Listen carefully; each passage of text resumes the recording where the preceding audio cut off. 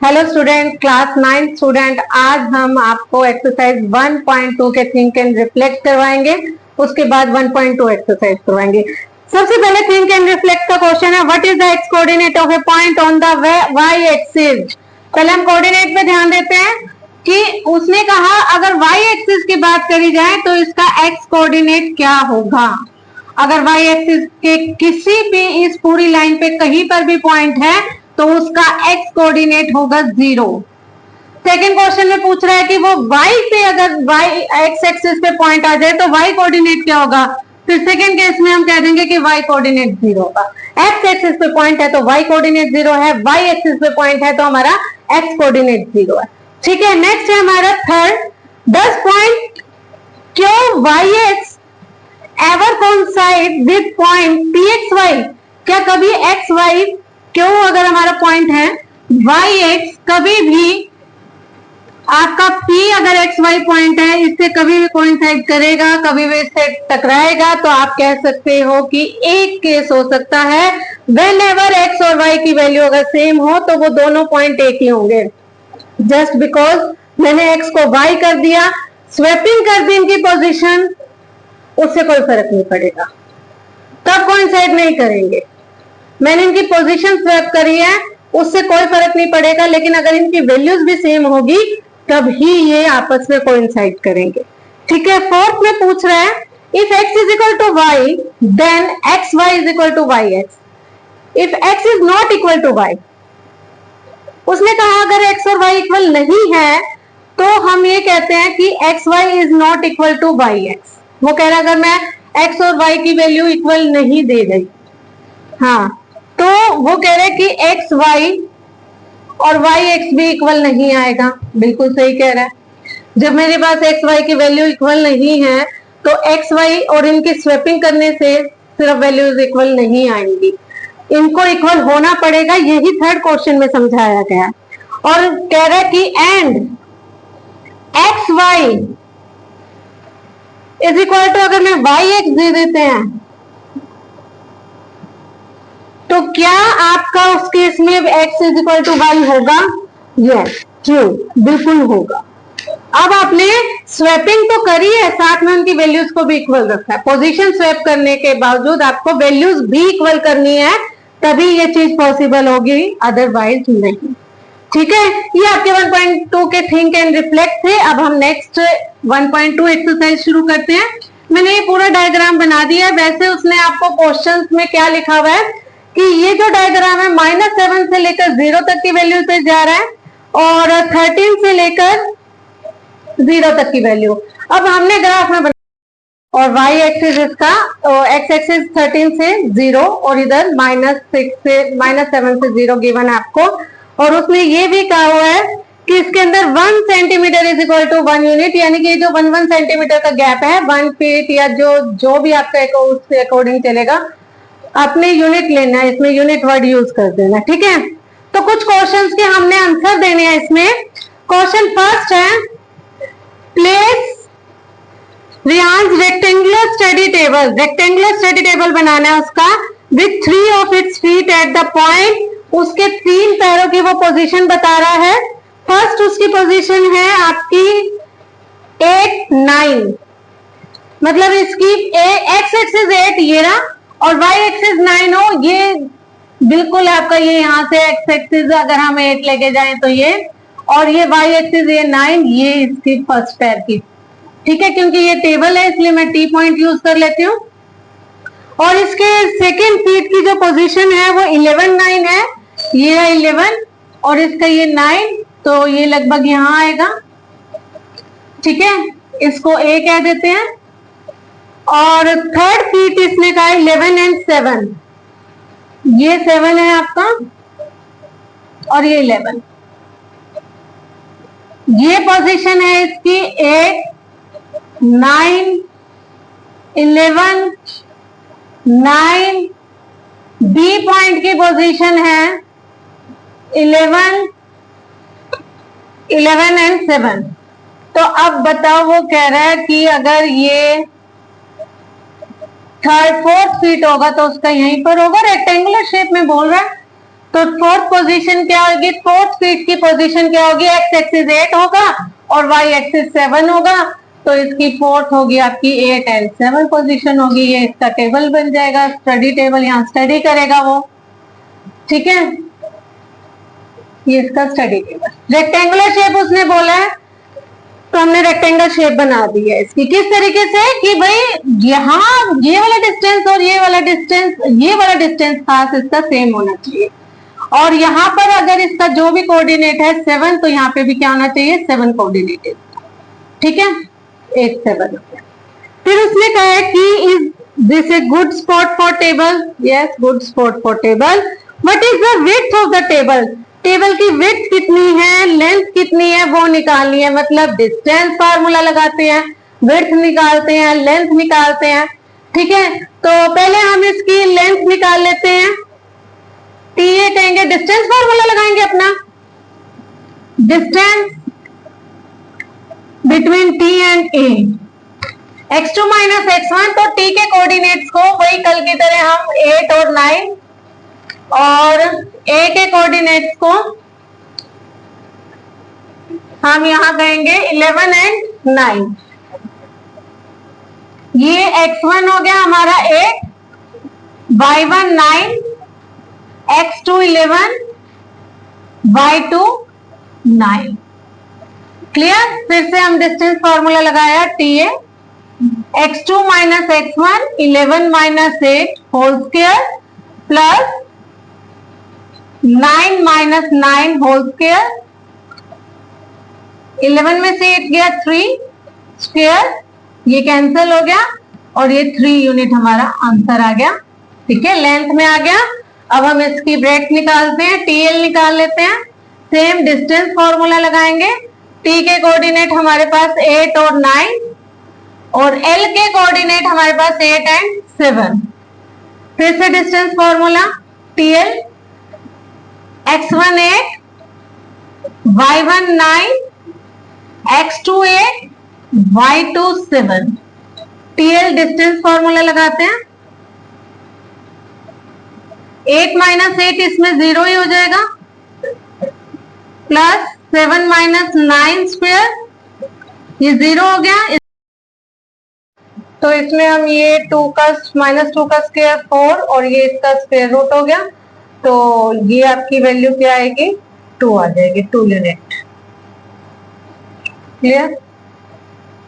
तो ये हमारा डिस्टेंस निकल गया है हमारे पास, और आपके पास what is the width of table, सब तो ये हमारा निकल गया, टेबल की लेंथ और विड्थ दोनों चीजें निकल गई है, ठीक है। Can you make the height of the table, make the height of the table, तो इन कोऑर्डिनेट से हमें अभी हाइट का अंदाजा नहीं लगा सकते, क्योंकि हमारे पास x और y कोऑर्डिनेट है, z कोऑर्डिनेट है ही नहीं, तो x और y का हम हाइट का अंदाजा नहीं लगा सकते अभी।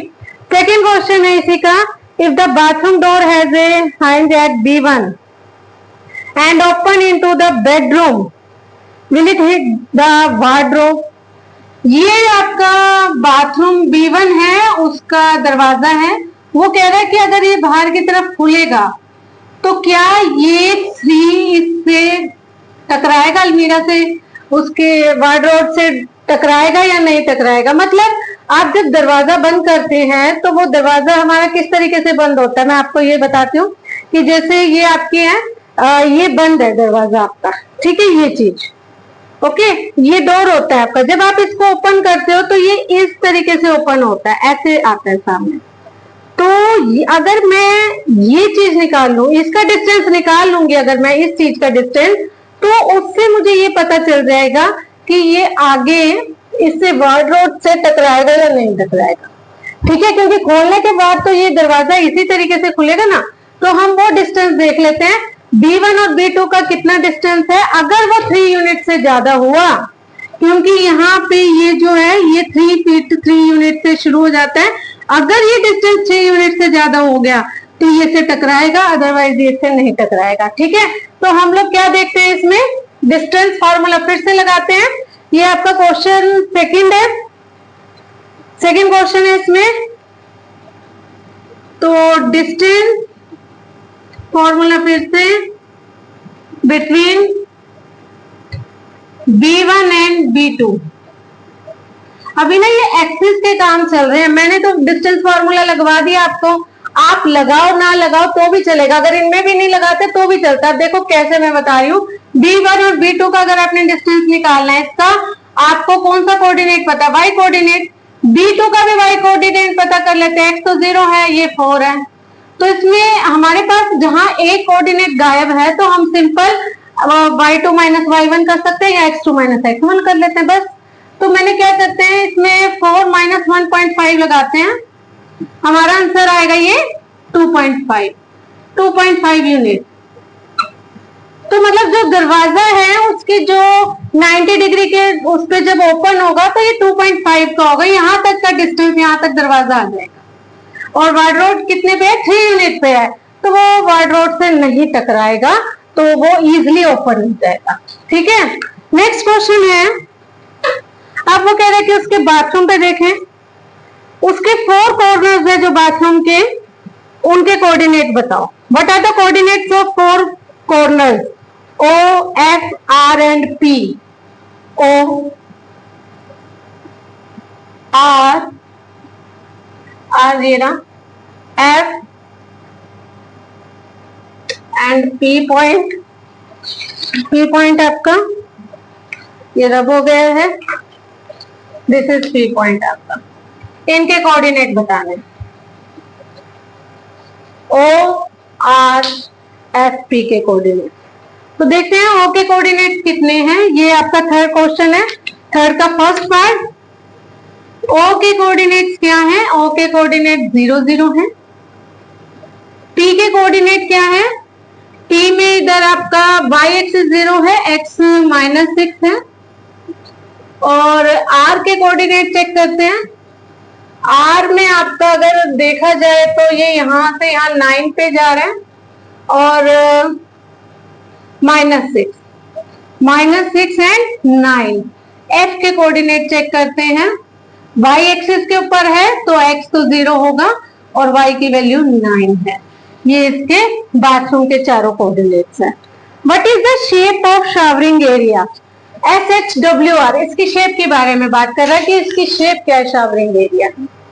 देखो नजर तो यही आ रहा है कि ये क्वाड्रिलेटर तो है, रेक्टेंगल नहीं बन रहा, ये ना रेक्टेंगल बन रहा ना ये स्क्वायर बन रहा है, ये आपका ट्रिपीजियम जरूर बन रहा है क्योंकि SH पैरेलल टू RWR है।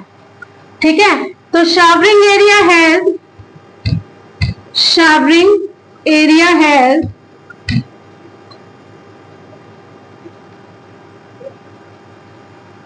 SH पैरेलल, शावरिंग एरिया है 4 साइड्स, पहले हम ये बताते थे इसकी 4 साइड्स हैं और वेयर 2 जो इनके साइड्स हैं वो पैरेलल हैं, SH parallel to WR।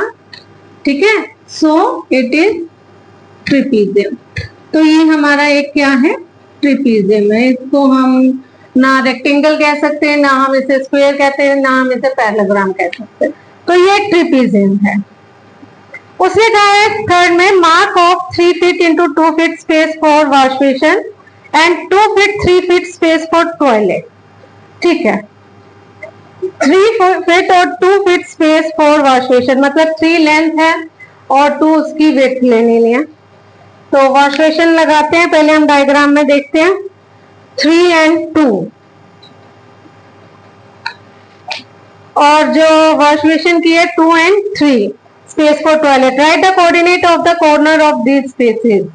3 into 2. Mark of 3 foot 2 feet space for wash basin, 2 feet and 3 feet space for toilet. Write the coordinate of corners of these spaces. अब उसने कहा है कि 3 feet और 2 feet space for wash basin, मतलब 3 feet length और 2 feet उसकी breadth जाएगी। तो अगर हमें इसमें अगर 3 फीट जाना हो वॉश बेसिन के लिए, 3 फीट ये होगा, तो इसका कोऑर्डिनेट बनेगा -6 और 3। ठीक है, and 2 feet space for wash basin, 2 feet space for 3 into 2। तो 2 अगर हमें आगे जाना हो तो यहाँ पर आपका इस तरीके से 1 और 2, तो इसके अंदर आपका कितना आएगा -2। जी नेक्स्ट है इसका वॉश बेसिन के लिए 3 feet to 2 feet space for wash basin and 2 feet into 3 feet space for toilet. तो पहले वॉश बेसिन का देखते हैं, 3 फीट कह रहा है और 2 feet space for wash basin. 3 feet और 2, एक तो वॉश बेसिन यहाँ से आपका स्टार्ट है, इसका बनेगा कोऑर्डिनेट -60। तो थर्ड पार्ट में अगर हम वॉश बेसिन के कोऑर्डिनेट देख रहे हैं तो इसका हम W ले रहे हैं -6 और 0, ये बिल्कुल यहाँ से स्टार्ट है आपका।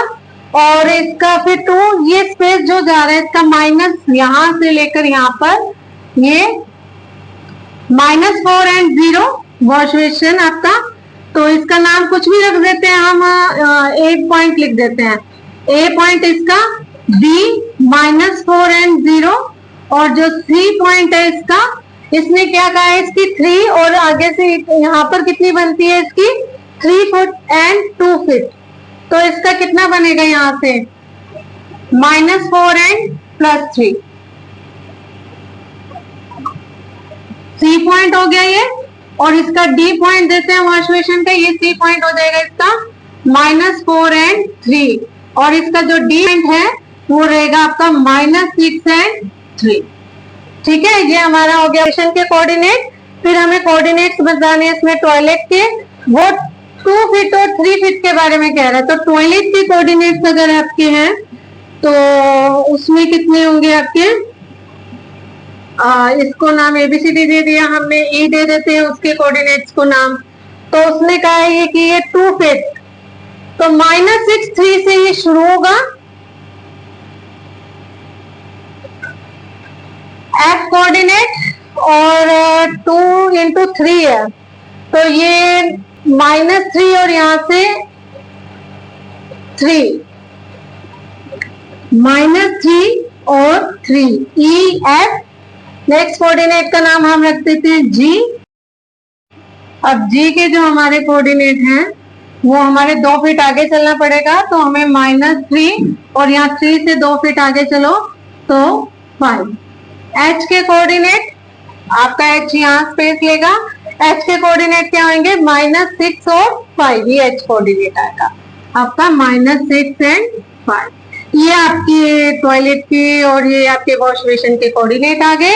ये आपका क्वेश्चन नंबर 3 तक कंप्लीट हो गया है आपका क्वेश्चन। ठीक है, 4th क्वेश्चन हम कल करेंगे और फिर नेक्स्ट एक्सरसाइज करेंगे।